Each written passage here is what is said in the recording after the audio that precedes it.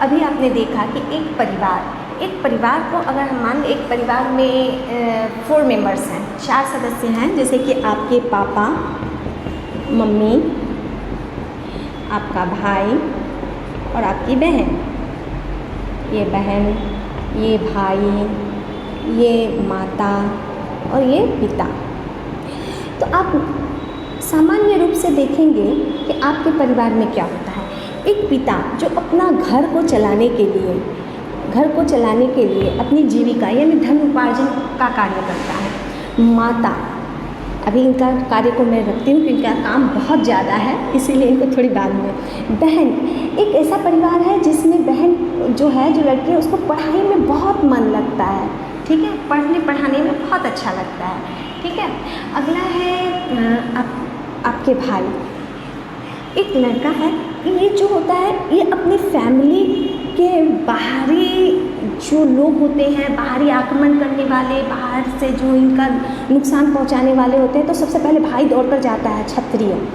तो इसको मतलब एक तरह से ये सुरक्षा की बात अगर हम ले लें तो इसके अंदर एक सुरक्षा का भाव है। हम केवल ये उदाहरण समझ रहे हैं समझने के लिए, ये एक उदाहरण हमने लिया है समझने के लिए, ठीक है। ऐसा कोई ज़रूरी नहीं है कि हर परिवार में हो कि लड़का ही सुरक्षा के भाव को देखता है, लड़की भी देखती है सुरक्षा के भाव से, ठीक है ना।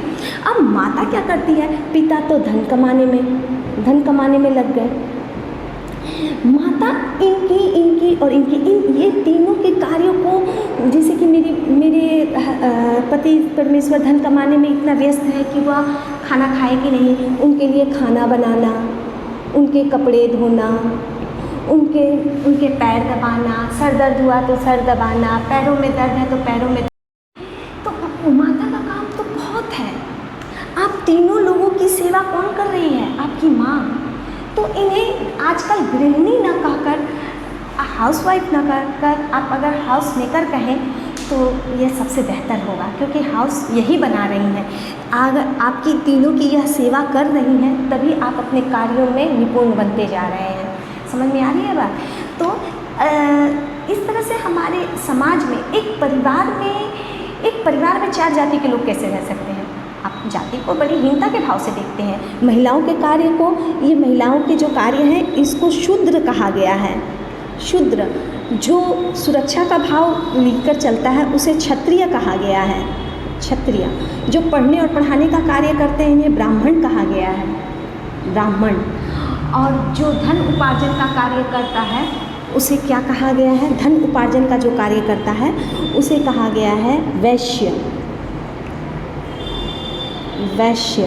तो सबसे नंबर 1 पे ब्राह्मण, दूसरे नंबर पे क्षत्रिय, तीसरे नंबर पर वैश्य, चौथे नंबर पर शूद्र।